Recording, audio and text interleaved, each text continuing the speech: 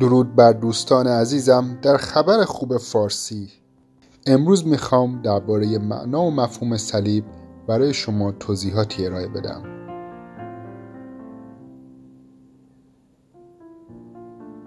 صلیب غیر عادی ترین نماد در جهانه، زیرا محور عمودی زندگی با نوار افقی مرگ در تضاده.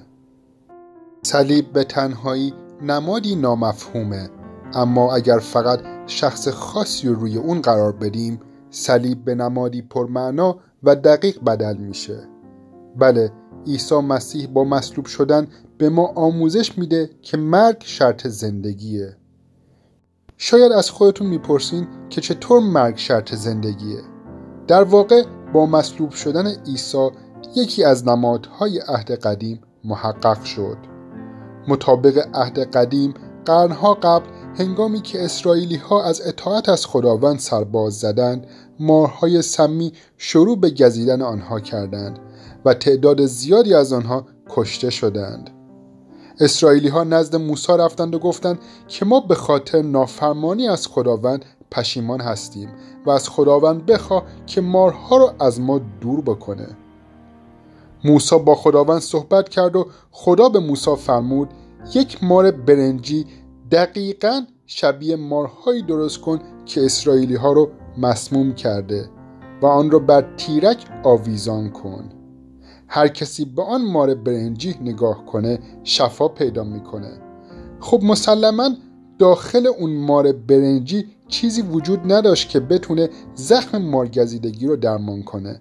اما چرا خدا چنین چیزی رو پیشنهاد کرد؟ چون قرار بود مار برنجی نمادی از مار سمی واقعی باشه. اون مار برنجی در داخل خودش سمی نداشت، اما انگار سمی بود و هر کسی با نگاه کردن به اون مار گناه و طلب بخشش خود را از خداوند به یاد می آورد و شفا پیدا می کرد.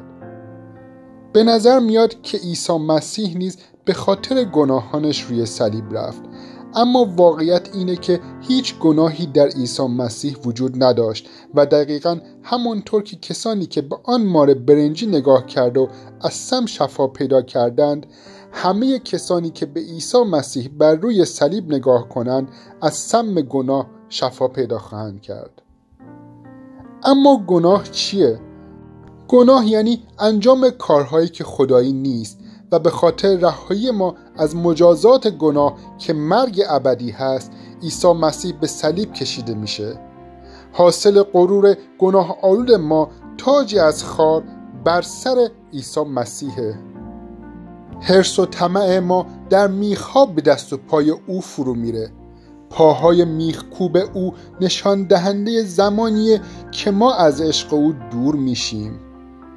جسم عیسی که همچون پارچه ارغوانی کبود شده بود، نماد گناهانیه که در جسم و جان خودمون وارد میکنیم و پهلوی شکافته او نشان دهنده اینه که چند بار قلب عیسی مسیح رو شکسته ایم. زندگی همه ما با خون عیسی مسیح نوشته شده و در پوست برآمده او نسخه خطی هست که ما را راهنمایی میکنه. باید بدونیم که هرگاه نسبت به کرده های خودمون پشیمون میشیم، این پشیمونی در ارتباط با صلیب قرار داره. از اینکه خبر خوب فارسی را دنبال میکنید از شما سپاسگزاریم. در زیر چتر مسیح پر از فیض و آرامش باشید. آمین.